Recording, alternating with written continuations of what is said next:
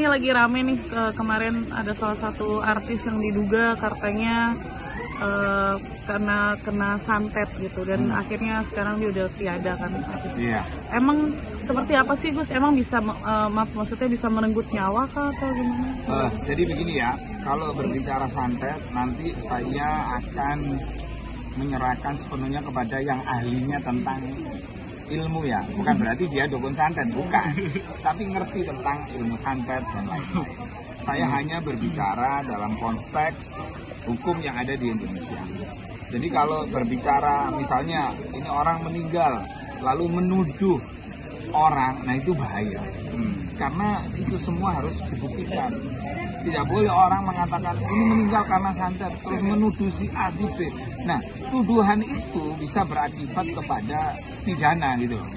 Bisa menyebabkan berita bohong, menimbulkan keonaran, terus kemudian mencemarkan nama baik, fitnah dan lain-lain gitu loh. Jadi kalau memang tidak ada cukup bukti misalnya, jangan sekali-sekali untuk almarhum ini kena santet lalu menuduh orang lain gitu loh. Kalau memang punya bukti, maka silakan lakukan upaya hukum. Lakukan langkah-langkah hukum kalau punya bukti. Nah, kalau berbicara tentang ilmu santet sejauh mana, nah ini Gus Irfan Wesi, pakarnya pakar, ahlinya ahli. Bisa aja. Iya, kan itu deh. Gimana mungkin? Jadi bener kata Gus Rofi, kita harus bijak, Arif. Indonesia pernah mengalami tragedi nasional yaitu peristiwa dukun santet. Yang korbannya ternyata kiai-kiai di Banyuwangi. Kiai-kiai Nahdiyin. Makanya bener kata Gus Rofi, kalau ada apa-apa jangan langsung percaya oleh berita-berita hoax. Mungkin kebetulan orang itu memang meninggal secara wajar, dihubung-hubungkan dengan santet. Itu pernah terjadi ketika sekitar reformasi, Gus Rofi. Dukun santet, peristiwa dukun santet. Banyuwangi, kiai-kiai yang dibantai. Ternyata itu operasi intelijen. Ya, terus kaitannya santet adakah? Memang ada. Memang ada. Nabi pun juga pernah kena sihir. Salah satunya mengambil rambut Nabi. Makanya di dalam ilmu sains pun ada namanya zat karbon bekas orang itu mewakili daripada orangnya. Contoh mungkin peristiwa santet kadang kan ngambil rambutnya atau maaf bekas pakaian yang dipakai yang masih ada keringatnya atau apa. Kalau itu dibacain sesuatu ditambah dengan penyakit ain. Sekali lagi, penyakit ain. Kata Nabi Muhammad, seandainya ada sesuatu yang bisa mendahului takdir, penyakit ain lah itulah jawabannya, yaitu penyakit hasut, iri, dengki. Nah, contoh kita mungkin suka pamer atau apa. Akhirnya orang yang lihat itu, wah, gue doain lo jatuh, bangkrut, segala macam. Itu bisa jadi doa, apalagi kalau dengan ilmu black magic atau ilmu hitam. Apalagi ngambil bagian dari tubuhnya atau baju yang dipakainya. Itu bisa terjadi. Sekali lagi, Nabi pun pernah kena sihir. Ya. Pernah kena sihir, apalagi kita orang biasa. Adapun nanti bisa apakah menyebabkan kematian, apapun kematian itu banyak syarat, banyak penyebabnya. Makanya tadi dikatakan seandainya ada sesuatu yang bisa mendahului takdir, maka ain lah jawabannya. Penyakit mata tadi. Bisa kalau ciri-ciri orang kena santet tuh biasanya seperti apa sih pada umumnya? Iya, linglung, baunya badan juga nggak normal, ya. Terus tentunya pikiran ya. Pikiran ini juga linglung segala macam, terus gampang deg-degan segala macam, memacu jantung, karena bagaimanapun tubuh manusia intinya di jantung ya. Nah itu gejala-gejala umum yang kita pahami ya tentang santet. Itu mungkin Gus Rofi. Banyak yang bilang kan katanya era sekarang emang masih ada kah santet-santet itu? Jangankan di Indonesia, di Barat pun itu masih ada. Amerika tahun 2022 mendeklar sebagai tahun daripada mistik. Di Amerika juga ada pengikut-pengikut Kabbalah. Jangankan Indonesia, penyanyi-penyanyi luar negeri, Hollywood, sebagian mengikuti amalan-amalan Kabbalah, amalan-amalan okultism, amalan-amalan sihir, santet. Jadi kalau ada orang yang mengatakan santet ini sudah nggak zaman, justru orang-orang Barat masih menggunakan itu sampai hari ini. Oke ya. Kak Gus, kalau pernah nggak ada kasus yang tadi kan belum tentu katanya itu soal santet, tapi pernah nggak akhirnya ketahuan, oh iya bener dia disantet dan tertangkap yang nyantet di gitu? Beberapa daerah tertentu itu kan misalnya ada yang diduga nih sebagai dukun santetnya atau pelaku yang pesen santet misalnya, biasanya mereka disumpah Quran, disumpah pocong, kan begitu. Jika kamu melakukan itu, maka nanti kamu akan kena hukuman seperti ini, biasanya seperti itu. Nah, saya sebagai orang yang paham hukum dan mengerti hukum, nah saya mengajak masyarakat jangan gampang untuk menjustifikasi, memvonis bahwa almarhum mati karena santet. Terus kemudian menuduh sampai itu selebgram yang diduga itu sebagai persaingannya, sebagai tukang santetnya atau yang pesan santetnya, jangan. Karena di Indonesia ini diatur undang-undang menyangkut yaitu tadi penyebaran berita bohong yang menimbulkan keonaran, terus kemudian fitnah dan lain-lain, itu ada pasalnya. Jangan sampai ini sudah hilang keluarga, lalu kemudian karena panas, karena tidak mampu menahan emosi, nurutin netizen, lalu kemudian menyampaikan pendapat bahwa ini kena santet, pelakunya si fulan. Nah, itu tentu harus ada bukti-bukti real, bukti-bukti yang konkret. Nah, kalau tuduhan itu tidak ada bukti, kemudian menyebut nama si fulan misalnya, maka itu bisa menjadi bumerang bagi misalnya keluarganya misalnya. Ya mudah-mudahan ini menjadi introspeksi diri kita untuk ke depan ini harus hati-hati dalam, ya kalaupun ada usaha, ada persaingan dan macam-macam, untuk tetap, karena pesannya agama, teruslah untuk berbuat baik dan berbuat baik. Ini kan nggak umum ya, maksudnya kalaupun ada kasus soal santet itu nggak umum. Biasanya bukti apa sih yang mereka dapat itu? Kayak ya misalnya buktinya adalah keterangan saksi.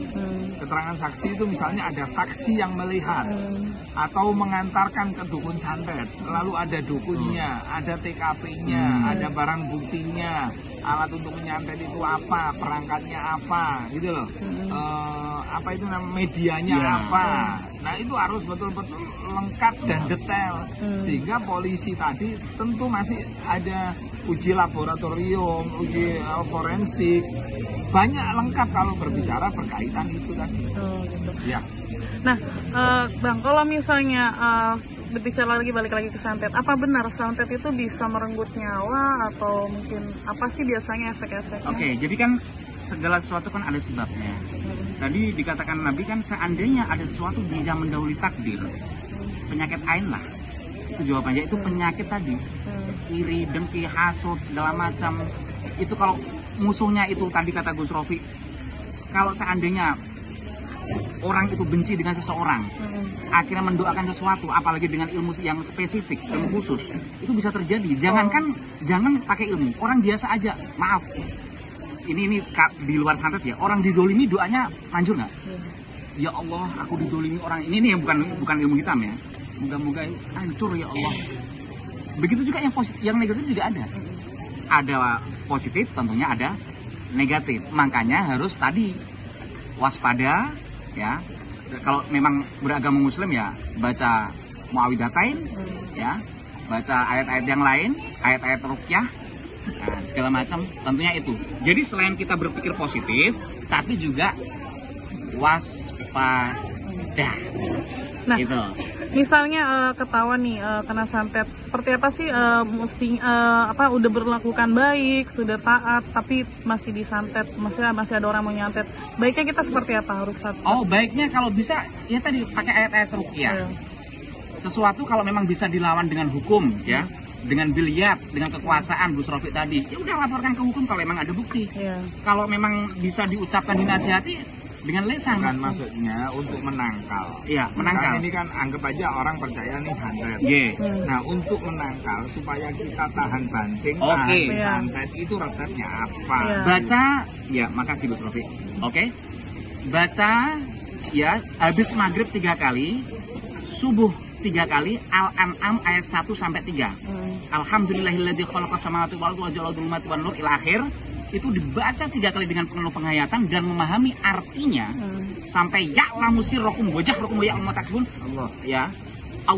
Kami mengetahui apa yang kamu realisasikan dan apa kamu zahirkan atau kamu tampakkan. Gitu kan. Itu dibaca 3 kali habis maghrib, habis subuh juga 3 kali. Oke. Terus kalau tidur sebaiknya kalau emang bisa tidur miring ke kanan, ya, telapak tangan kiri megang perut sebelah kiri, seperti tidurnya kanjeng Nabi atau nabi-nabi yang lain. Oke, insya Allah seperti itu. Insya Allah aman dari Aman. santet-santet. Santet segala macam. Nah, Gus, ini kalau kan banyak nih seliuran kalau katanya disantet, tapi sedangkan keluarganya sendiri tidak menunjukkan bukti segala rupa, tapi sudah nge-spill salah satu nama gitu-gitu. Nah, itu biasa hukumnya apa tuh, Gus? Ya, Dan begini. orang yang di-spill itu bisakah dia lari ke Nah, melaporkan? kalau kita berbicara agama, kita tidak boleh menggiring opini. Misalnya ini ada keluarga meninggal nih, lalu kemudian ada masukan, berbagai masukan, terus mengambil kesimpulan. Itulah ilmu setan itu. Itu setan berarti masuk. Sehingga bisa menggiring opini menuduh itu. Nah, menggiring opini itu sama dengan ghibah, fitnah, adu domba dan lain-lain gitu. Nah, kalau memang punya cukup bukti, silakan lakukan langkah hukum. Jangan sampai bukti tidak kuat lalu membangun opini misalnya. Nah, itu khawatirnya nanti yang membangun opini itu tadi bisa terpidana, bisa dipidanakan oleh yang dituduh, kan begitu memang. Itu gitu. Jadi begini, untuk kalau saya sih ya, untuk menghindari hal-hal tolak balak cukup baca Bismillahirrahmanirrahim 11 kali deh. Habis sholat itu 11 kali, 5 waktu sudah. Intinya maksudnya nggak ada yang mengalahkan Allah ya, asal menjalankan gitu ya. Mungkin pesan-pesannya ini kan jadi apalagi nih kan tentang santet-santet ini, anak muda yang tadinya nggak tahu tentang hal itu jadi kayak berpikir oh ternyata ada gitu. Takutnya kan menjadi berpikiran orang untuk pakai inilah kalau kesel gitu. Nggak apa-apa, justru dengan pemberitaan yang seperti ini itu pasti ada hikmah. Orang yang biasanya ahli maksiat, waduh, orang yang biasanya ahli hasud, orang yang biasanya ahli bertengkar, orang yang biasanya ahli fitnah jadi mikir, takut disantet. Akhirnya mendekatkan diri pada Allah dengan membaca Bismillahirrahmanirrahim gitu. Sebenarnya perilaku kita walaupun tidak membaca istilahnya bahasanya kearifan dan lain-lain, tapi kalau perilaku kita itu baik kepada orang, itu juga bagian dari doa tadi. Yang paling penting itu kan hidup itu kan perilaku kita. Khairun nas anfa'uhum linnas tadi itu.